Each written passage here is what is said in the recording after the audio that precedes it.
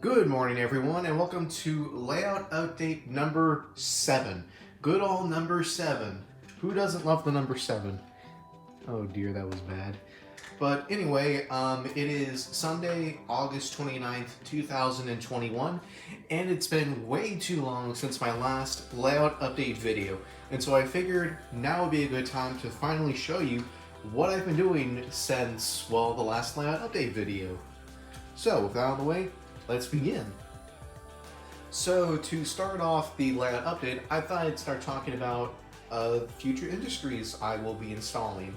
So as of right now, they're just pieces of paper except for the one at the very front, which is this laser cut kit I got from a very generous man in my model railroad club. So first up is Will's Warehouse, named after a longtime friend who I've known for years. That's mostly going to be for boxcars, whether it be 40 foot, 50 foot, 100 foot. I don't think those even exist. Next up is Parker's Plastics, because I do have a few tanker cars, and from what I know is that oil is used in the manufacturing of plastic, so it can be dual purpose. I can drop off, tankers, boxcars, and of particular note, the last train show I went to, I bought this Atlas hopper, American Hochish, how do you pronounce that, plastics division. For a car made in the 90s, this looks really nice. Good for steel as well.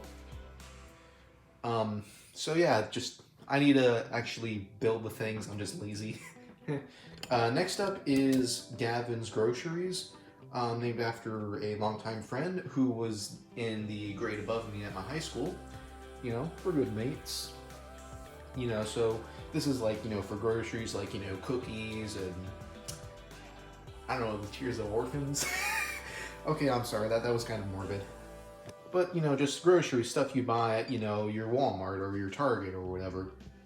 And last but not least is a future industry, which I don't know if this is going to be grain or salt.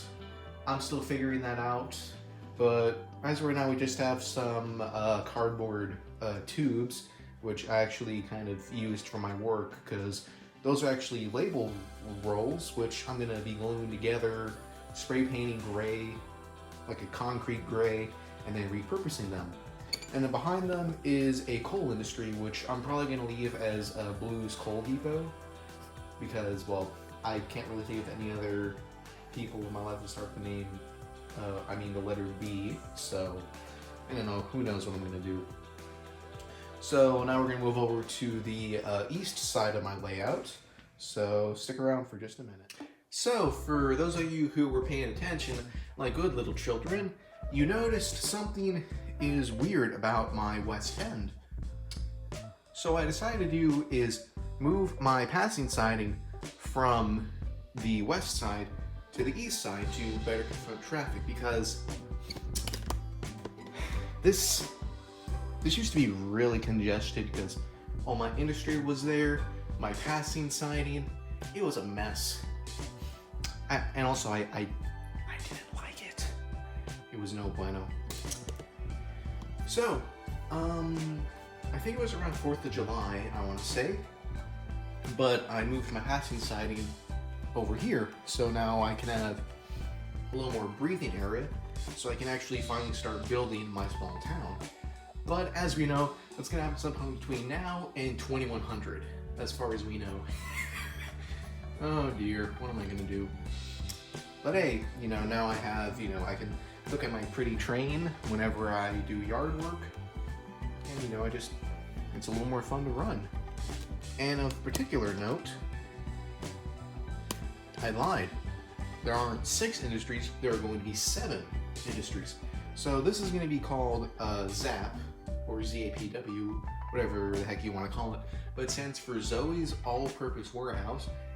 And, like I said earlier, people named, modelers named industries on their layout after people in their lives, whether they be family, friends, dogs, whatever.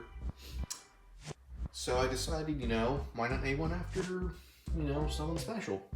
So basically this is exactly what it sounds like, all purpose. So any car except for grain cars, or maybe grain cars, I don't know, but any car is going to go into that industry. That's going to be, I'm not sure if that's just going to be a siding or maybe a warehouse. I don't know, maybe I'm boring, I like warehouses, whatever. But hey, you know, it could be interesting. And right now, that old Lifelike 060 and Atlas Heavyweight is really just a placeholder because I don't want to look at just bare track. That's kind of boring. But eventually, one day, I will get a curved Kato turnout, or maybe like a really small number 4 turnout. Who knows? Who knows? And now we're going to get to a fun part of the video, and that is going to be fleet acquisition.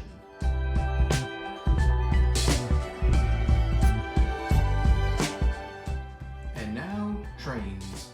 So, first up, we're going to be talking about this Lifelike EMD F7 in a Chesapeake and Ohio paint scheme, and it's kind of unique.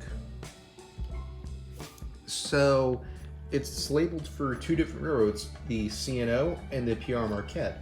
So maybe this pulled some kind of special passenger train, but regardless, this is a very nice locomotive and a very, very reliable engine.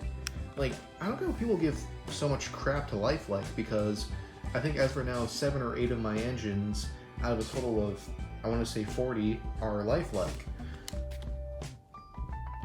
You know, just a really nice engine, and get a Lifelike E8 if you want a E8. Now again, I might have this all backwards, so please don't kill me in the comments. But next up is this very beautiful Florida East Coast E9, and this is my first Kadee coupler conversion. And can I just say, that was not a very easy process, and I'm not quite sure if I did it right because it's pointing slightly up, which is really no big deal, but it is a little annoying. Probably my fault because I tried to, I think I was trying to bend the truck or whatever. But anyway, this is a really nice engine, and it's finally back in service because the coupler was perhaps its biggest annoyance. So yeah, I was able to fix the coupler, and it runs perfectly fine. Next up is an engine I got on the day of my graduation, and this is a GP18 painted up for Seaboard Airline. This is a very cute little locomotive. You could almost eat it. Looks like a candy bar. However, I do think the couplers could use a little tweaking. They're not exactly ideal for pulling or really shunting, but I think I might be able to fix it. I just need to not be lazy and do something. But I think the trucks are a little different to a E8, which is easier to convert. And for the next engine, I will not be picking up because I don't want to risk breaking it because it's a very special engine. So I'm just going to move this other engine, which we'll talk about in just a minute. So the second to last engine is the Athearn Union Pacific Big Boy. This was, I'm still honestly surprised I actually own an N-scale Big Boy. Now this is just a fantastic engine. It looks like someone took the Big Boy and just shrunk it down. Like, this is dead on. Just absolutely beautiful. However, there is one small issue, and it's not the locomotive itself, it's really with what I have. So, for those of you who don't know, I have a strictly DC layout, so I can't exactly run my Big Boy unless I go to Papa Ben's or a model railroad show. But I think I have a way around that. I need to get some, either like a Digitrax throttle or some kind of Wi-Fi interface unit. It's kind of like an MTH TIU, but not that exactly. But I think you kind of get what I'm saying. Fortunately, there is an app that you can download for free. I forgot what it was called, but all I need is a little Wi-Fi interface unit, and I'll be able to run my Big Boy on my layout. And I really want to be able to run this because this thing is freaking huge, and I love it. So now we're going to get to something a little bit more unique. This is a N-Scale Lifelike Northern Pacific GP18. So it's exactly the same as the Seaboard Airline one. I don't know why I'm pointing to it, but this is a really cool paint scheme. I like the sort of darker black paint scheme. This really looks like a candy bar, dude. Okay, maybe I'm just hungry. Oh well, very pretty engine, and someone actually did the couple conversions correctly. And I got this for a steal and only 20 bucks. I mean, hey, 20 bucks for a locomotive that isn't a piece of crap. That works. And I was very smart that I got it tested. So, I think that just about wraps it up. And now we're going to conclude the video with a few closing thoughts and future things. So, welcome to the end of the layout update video. So I'm going to be showing off a few other things I got at a train show in Stafford, which is the train show I went to a few weekends ago. So first up is just a few examples. This is some old Bachmann N-Scale. Now, a lot of you are wondering, okay, why'd you buy a bunch of crap? First off, don't judge me for my purchases. I'm just joking. Now I'm doing ASMR with all this plastic. So I bought a bunch of N-Scale. All of this for 12 bucks. Now a lot of you are wondering, okay, cool, why'd you buy all this? Well, that's where we get into the fun part. And this is a project that I actually just thought of on a whim, and one I'm actually going to be doing, hopefully sometime between now and 2100. And that is, so one thing I'm really into besides N-Scale is Transformers, and at the end of the video I'll be showing you some pictures so you can get kind of an idea of what I'm going to be doing. So I've decided to create something called the Decepticon Imperial Express. So what I'm going to be doing is, first off, I still need an engine. I need 3 more of these, but you know, I should be able to find one. I might be able to use some lifelike reefers I have, which I never use and are old and stuff. But so first off, I'm gonna get a Kato Japanese National Railway D51, and I'm gonna paint it purple like Astro Train. Next up, I'm gonna be painting, you know, 6 of these into 6 of the original Decepticons, specifically Megatron, Soundwave, Shockwave, and the Seekers. And of course, the first thing I'm going to be painting is the caboose, which I'm going to be painting purple. I'm probably going to leave the railings and stuff black. I'll outline any window sills in red, and I'll have Decepticon symbols on either side of the caboose. So I think that could be really cool and really interesting. And you know, there's nothing like that in the world, so you know, hey, I thought it'd be cool. Now, chances are you probably won't see this whole thing for probably a year or 2 because I'm lazy.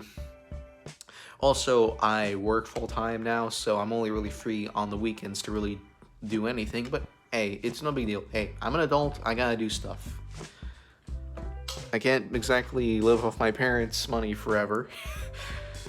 So, I hope all of you enjoyed today's layout update video. I will really try to upload more as the season of fall and winter begin. And depending on when you're watching this, have a Merry Christmas, or Happy Hanukkah, or Happy Halloween, or look, I don't know if you celebrate, just regardless, have a good week, stay healthy, and please stay sane. Take care.